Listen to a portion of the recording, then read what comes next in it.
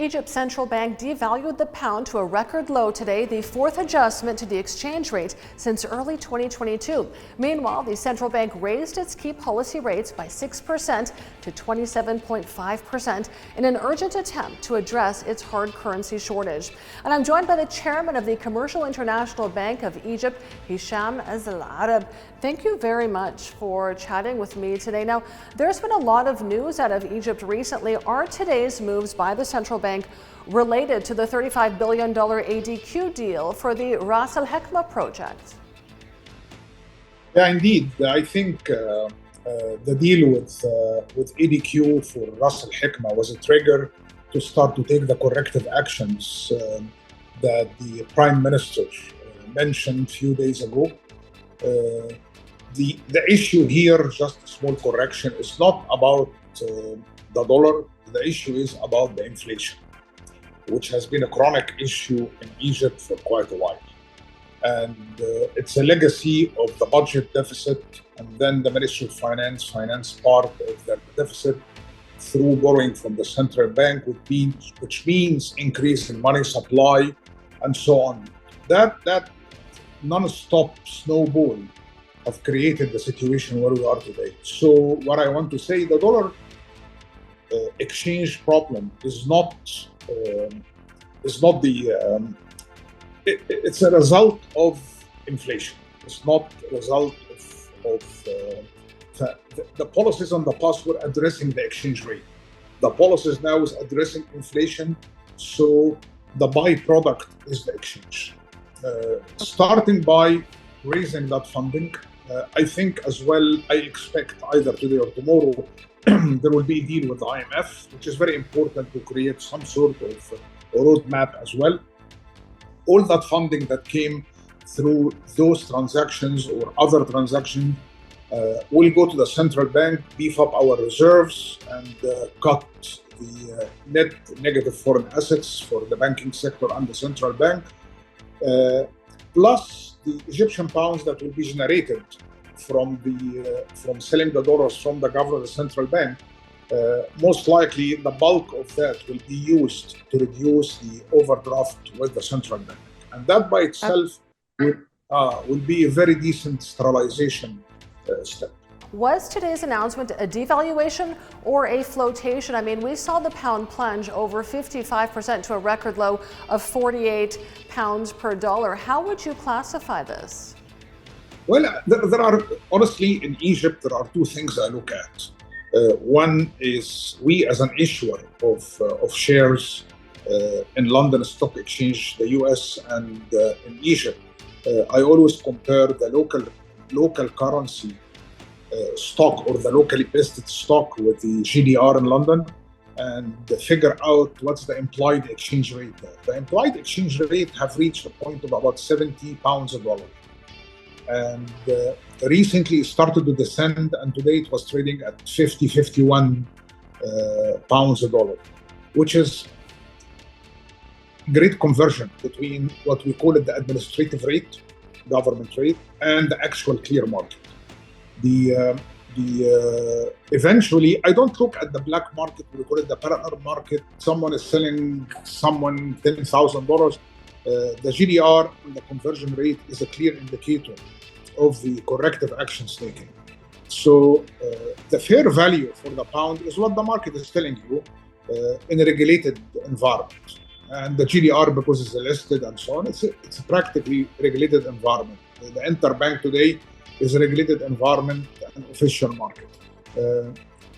You are talking about 48, 49 and GDR at 51. That is a tiny margin compared with what we had before at 31 and 70. And that was a huge gap and very worrying. And because it was worrying, the actual flow of funds that used to come to the country has not changed, but the channels have changed.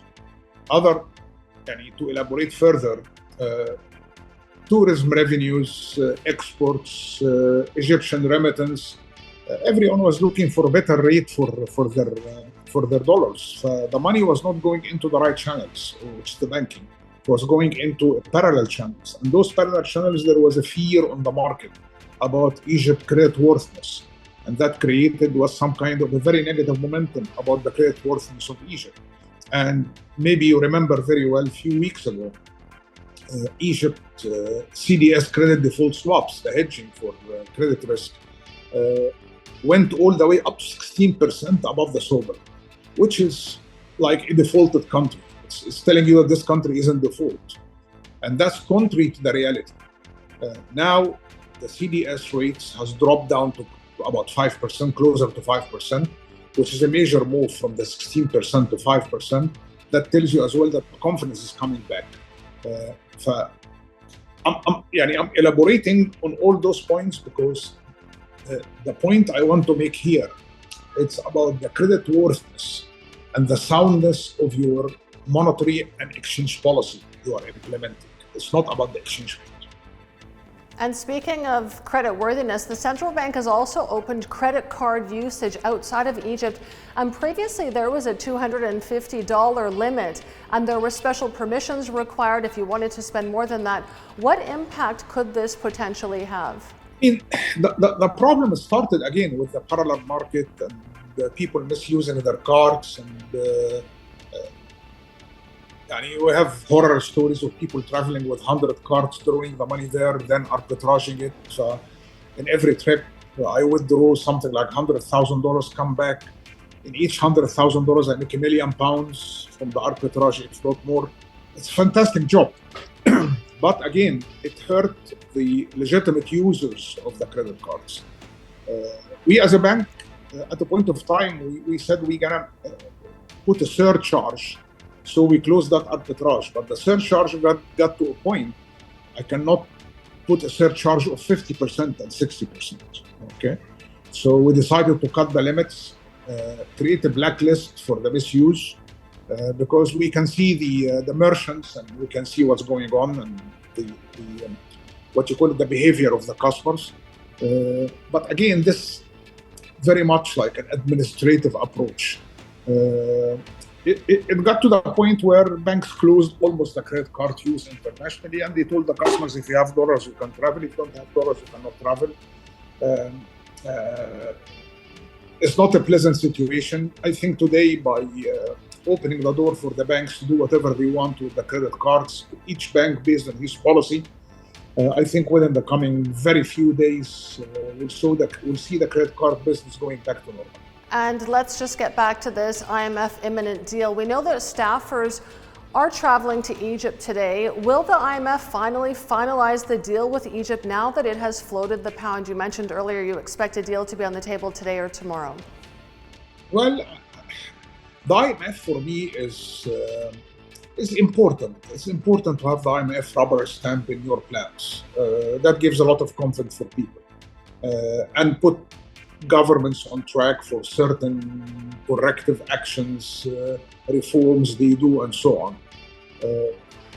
The government or the authorities, they started the process of the corrective actions even before the IMF arriving and so on. And they will carry on with doing that, because the most important thing when you do a U-turn is the commitment to that painful process. Okay.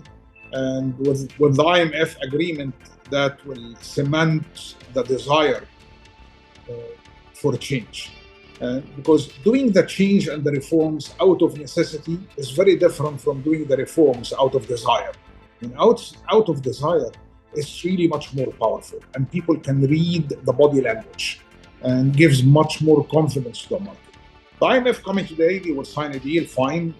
I even put on Twitter a guess that the IMF will sign a deal within the coming hours. I hope so, because that will help as well.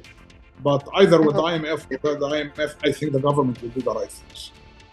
We hope so too, so that Egypt can finally move on from this point. This deal has been pending for too long. Chairman of the Commercial International Bank of Egypt, Hisham Ezz Al-Arab, thank you so much for joining us today. My pleasure. Thank you.